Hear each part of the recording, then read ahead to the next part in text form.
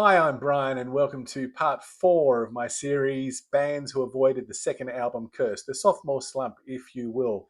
And I've already done 3 videos in this series, obviously, and one was based on all Australian artists, and the other 2 have gone from the 60s into the 70s, and now we're up to 1985. And what I'm suggesting here are that these are some great second albums. I'm not saying they're necessarily better than their predecessors, although in some cases they are. I'm just saying they're worthy of our attention. Now, this is not a definitive list, and these are only albums that I have in my collection, so I'd be really interested to hear about your suggestions for great second albums down in the comments. So what did I come up with? 11 albums of bands who beat the second album curse. Let's check it out.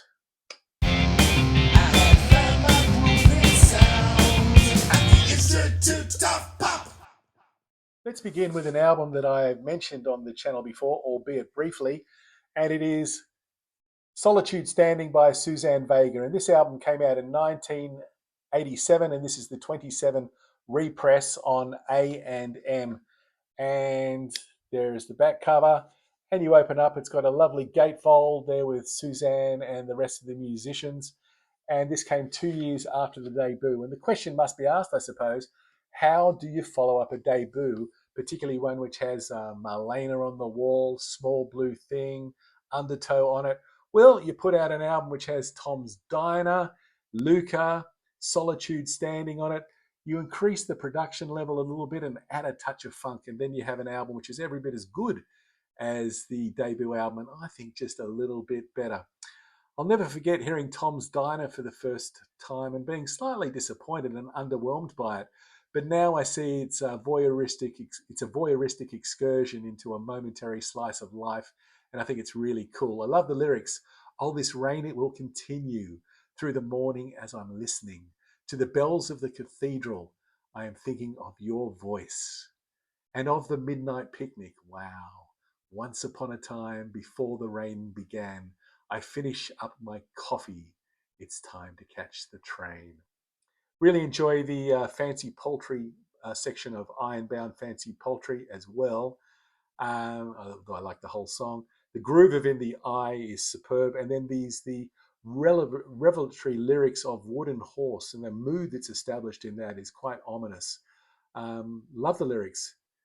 I came out of the darkness, holding one thing, a small white wooden horse I'd been holding inside. And when I'm dead, if you could tell them this, that what was wood became alive, what was wood became alive. And anyway, the good news is that in my opinion, she just got better. And the follow-up album to this, Days of Open Hand, is my favorite Suzanne Vega album. And I don't say that lightly because I do love Suzanne Vega. Let's move along now to 1988. You know, a whole step of one whole year. And this album is the second album by Jerry Harrison and Casual Gods. Now, many people might think this is the debut of the Casual Gods, Jerry Harrison and the Casual Gods, but I have a feeling that that only became a band after the success here. So I'm saying that this came out 8 years after the Red and the Black. And this is an original Euro press on Fontana. And this is my favorite solo or side project from anyone involved with Talking Heads, although I do have a real soft spot for the opening of the debut album by the Tom Tom Club. It kicks off so well with Rev It Up, doesn't it? That guitar riff just is an earworm. You can just hear it over and over again.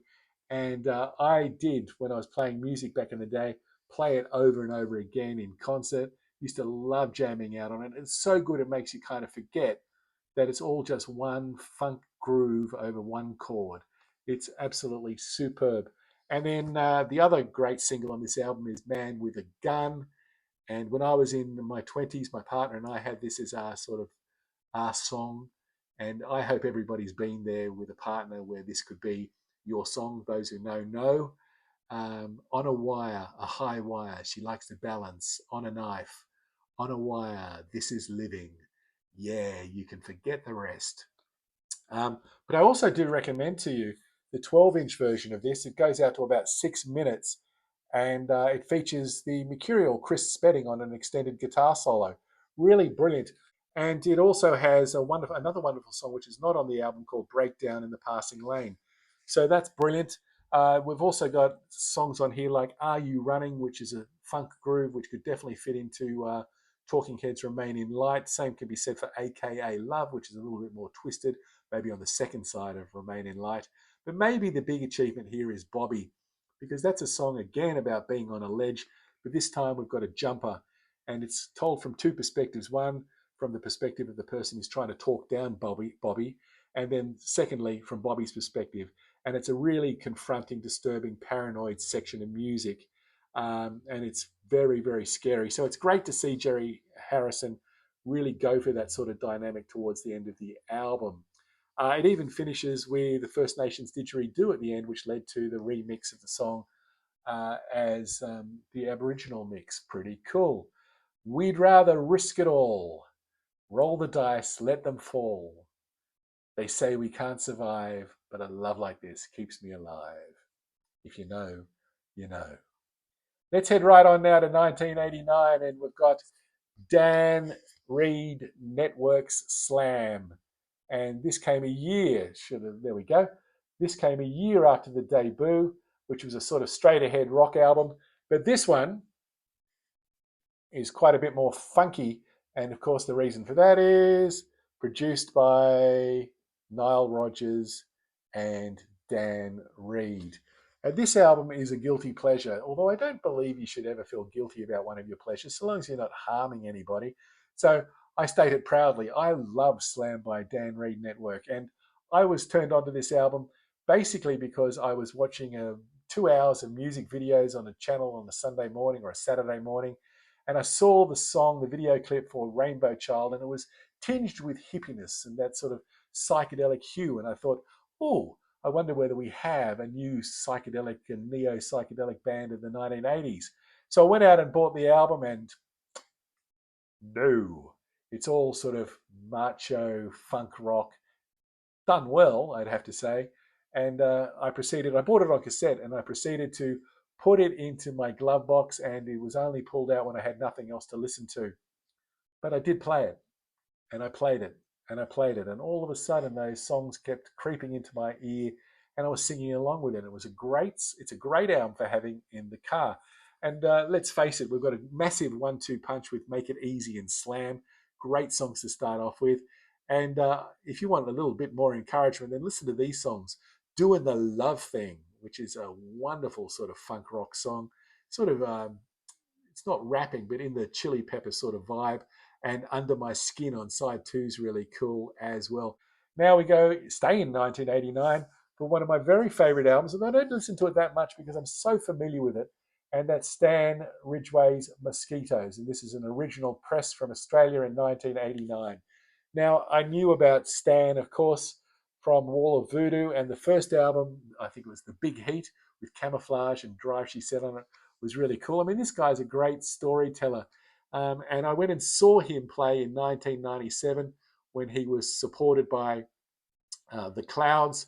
And it was a great delight that he played the first song. There's an instrumental before it on this album called Lonely Town, which is kind of like Mosquitos. And I love the lyrics here. Now I've got my foot on the gas. And as I'm crossing the Midwest County line, I think about those mosquitoes on my windshield, how they don't give a damn about Christmas time. Wow, he's such a storyteller. And I love the humorous irony. Oh, I don't think I've ever noticed he's got this mosquito zapper on the back there. That's pretty cool. Sorry to the mosquitoes, but do a little bit more in contributing to society. I don't know. I'm a vegetarian. I'm all for nature, all for animals, all for insects. Mosquitoes, though. Anyway, such a story. I love the humorous irony of the piano lesson in Can't Complain. It's a spoken word song, which is almost like a comedy bit. Then you have the delicious film noir of Peg and Pete and Me, Never Trust a Rich Dead Man's Wife. The vitriol, the anger of Last Honest Man, and then the lesson in life of A Mission in Life, which is a beautiful ballad to close the album. So if you haven't explored Mosquitos by Stan Ridgway, highly recommended if you like a singer-songwriter who's also a great storyteller.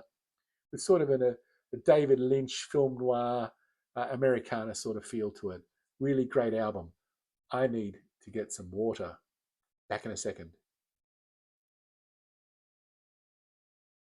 Did you miss me? Huh? Did you miss me? Well, that's the beauty of YouTube videos. We can hit pause and get right back to you. And I'm getting right back to you with 1995's album by Blind Melon called Soup. Now, I have already done a deep dive on this channel, so I'll leave a link in the comments. But what I really want to reiterate about this album, oh, by the way, it is a sort of bootleg release, an unofficial release on the orange splatter vinyl. Um, it's not the greatest pressing. I'd hang out for an original pressing if I was going to do it again. But the reason I bring it up again is because, to me, every time I hear it, it just shows the magnitude that was the loss of Shannon Hoon and how we were denied the opportunity to see this band evolve and develop and progress, and would have been magnificent to see what they turned into. I know we have the sort of outtakes and demos album Nico, which is really great, but this album, I'd love to hear another album. Galaxy and 2x4, sensational songs. I also love Wilt, The Duke, St Andrew's Fall. Brilliant. There's touches of Zeppelin, touches of psychedelia, touches of Americana again. Just an amazingly independent, brilliantly done album. Love it. Don't forget, if you haven't checked out the documentary on Shannon Hoon, it's called All I Can Say, and it's still on YouTube. I think it has Spanish subtitles all the way through it, but it doesn't matter, because what it is, it's following his life through his home movies, because Shannon took a video camera everywhere he went. And so the documentary goes along, and the story is told via those home movies. It's an amazing view. I loved it. I've seen it a couple of times now. I think we're staying in 1995, and we've got Radiohead's The Bends. How do you follow up an album with Creep on it? Well, if we're not all sick of Creep, well, you put out an even better album, an album which I have featured very briefly on this channel by saying it was one of the greatest albums I've ever heard, if not the future of music. But I kind of don't think that way anymore, all of 2 weeks later. I kind of think that this album was summing up what went before it in rock music, and did it brilliantly. Anyway, magnificent opening song of Planet Telex, which is a sort of spacey soaring rock song. The Power of the Bends. Then that sort of ameliorated all the moods, pushed into the sublime by High and Dry and Fake Plastic Trees and Nice Dream. Then we get the anarchic, metallics, left field rock of Just and My Iron Lung. My God, what would I pay to hear them play songs like that or write songs like that again? And then we drift off into the ether with Bulletproof, I Wish I Was, which I remember when I first heard it. It said it sounded a lot like The Church. Had to get my reference in. But by the way, I am wearing a Church t-shirt as well. And we go on then to Fade Out with Street Spirit. If you love Radiohead, that's fantastic. And I absolutely am so thrilled that you do, because there's so much music to listen to. I really struggled with listening to Radiohead after this album. It's one of those moments where I really wish that a band just kept doing sort of variations on the same album, which is bad. I know I've got a problem here, particularly when I have just spoken in my previous video about how much I do like bands to evolve. But this one, it's just a moment for me. Maybe it's just because of the context I heard it, and I absolutely adore it.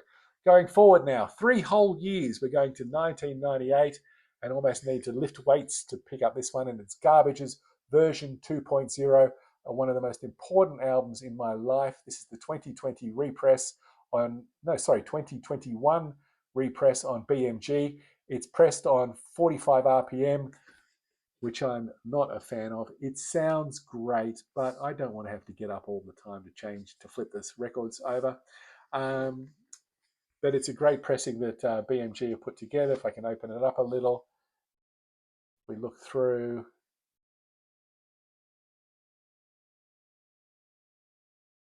Fantastic. And great inners as well. Love it. And this came just 3 years after the debut, another one of these albums that came out in 95, and an album which was a great album, their debut. So here's a situation where there was pressure on to follow up from the debut. But uh, I got into this album enormously because of the film clips, and then because it became such a brilliant distraction when I was going through a bad breakup with a partner. Not that one. Anyway, it starts off with, I'll tell you something. I am a wolf, but I like to wear sheep's clothing. And these songs have the sounds of lust, desire, yearning, pain, anger, and it's the dualism between independence and independence and dependence, and that contrast between the need for control and the loss of control. Temptation Waits, that song I was just referencing, is a magnificent opening song with elements of the Beach Boys in the chorus, and the melodies these guys come up with throughout this album, I think, as a step up on the debut. It's a different beast, though. And then it leads us into I Think I'm Paranoid, in which they show their mastery of the power chord and the big chorus. You can look, but you can't touch. I don't think I like you much. Heaven knows what a girl can do. Heaven knows what you've got to prove. I think I'm paranoid. Bam! Power chords, slabs of it. Absolutely wonderful. I'm paranoid and complicated. I think I'm paranoid, manipulated. Then we've got album's great all the way through, but then we have sort of the Amen's Corner, this beautiful series of songs right in the middle with Hammering in My Head, the EDM sort of funk of that, then followed by the just funky groove of Push It, and then the beautiful, sublime, painful lyrical excursion of The Trick Is to Keep Breathing. This is a masterful album and one that I absolutely adore. And if you haven't checked it out, I really recommend that you get into it. Let's move on to the next one, and now another double album. And this one's Moloko. I Am Not a Doctor. This came out in 1998, same year. And this is the 2019 Music on Vinyl repress. And my God, they have done this well. I'm never going to be able to get this out. It's a gatefold, but then it also opens up further to a trifold and featuring Roisin Murphy and Mark Brydon, and it's repressed on beautiful white vinyl. I absolutely love the growling funk and the growling of the vocals of the flip side. It's uber cool. And then we move on to the slinky rap of Blink, which for a drum and bass song really doesn't have a lot of bass, and it works perfectly. And of course, this album is known for Sing It Back, but it's not the remix that became so successful. It's actually the stripped back version, the slowed down version, which I think I prefer a lot more. It just jumped out of the speakers when I heard it for the first time, but maybe that's just because I heard the remix so many times. But this is gorgeous. You've also got the soulful, simmering stew and sparseness of Be Like You. It's creepy, but in a really good way. And Should Have Been, Could Have Been is a slow burn masterpiece of production towards the end of the album. Great album. If you haven't heard Moloko's I Am a Doctor, think trip hop, think a little bit of electronica, and you've got it. It's a wonderful album. Let's move on to 1988. In fact, let's stay in 98 again. And this one is Faithless's album, Sunday, 8 p.m. This is 2017. It's released on Sony. And how annoying is this? Because no gatefold, 2 albums in paper sleeves just chucked in there. They do have the vinyl, the lining in them, which is cool, but still it's a bit lazy. And at 57 minutes, please just give me 3 sides and use the fourth to put on some remixes or some outtakes or some demos, whatever. But just, I don't want to have to turn over the album every 15 minutes. This followed up the debut Insomnia, which came out in Insomnia, Reverence, which came out in 1996, and Reverence had Insomnia on it. But this album's pretty famous for the one because it's got God as a DJ on it. But just to dismiss it as the one with God is a DJ on it is pretty harsh, because this album is so full of cross-genre fertilization with EDM, trip-hop, hip-hop. It's got lots of social commentary, and it's quite poignant and touching and moving at times, particularly when you listen to those lyrics by Maxi Jazz, who passed away recently. R.I.P. Maxi Jazz. And if you want to check out this band live, I never got the chance to, but there's some great footage of them playing at the Alexandra Palace is it 2008 or so, but the band is absolutely on fire. And you get the idea, you get the feeling that they've produced a few bangers in their time, which they use as staples for their live shows to get everybody dancing and in the mood. But albums are for listening, and that's the way this one really just jumps out at me. Um, I also love the sultry soul seduction of She's My Baby. My God, there's more S's there than a hatful of snakes. And of course, we've got God as a DJ with that opening monologue is sublime. This is my church. This is where I heal my hurts. It's in natural grace or watching young life shape. It's in minor keys, solutions and remedies, enemies becoming friends when bitterness ends. This is my church. I mean, every dance act does need a banger, and this one is not only a banger, it's a stomper. And to finish, they have the beautiful trip hop of Killer's Lullaby as well. Highly recommend that album to you, and I love the first three Faithless albums. I think they're stunning. Let's move on to 1999. Yes, we have gone on a year now. And this is Groove Armada's Vertigo album, which I was turned on to by Robo Dude.